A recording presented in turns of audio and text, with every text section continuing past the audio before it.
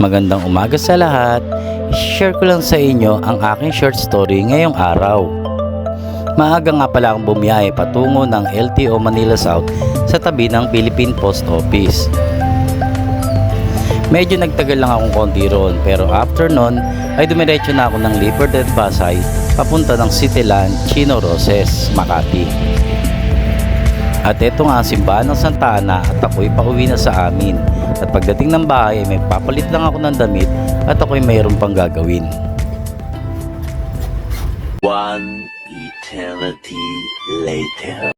So ayun na nga guys, ayan naputol ko na siya, maghihiwa na ako ng bawang sibuyas pero ito munang baboy. Yan.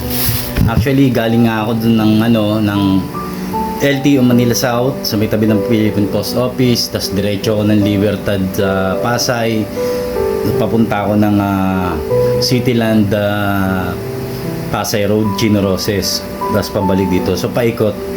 So ito, pagdating ng bahay, time check, dumating ako dito ng 11:15. So kailangan ko na mag-prepare ng lulutuin para sa aming pang lunch hanggang hapunan na.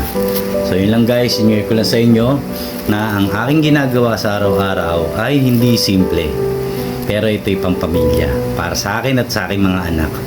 Yun lang po, maraming salamat, bye bye.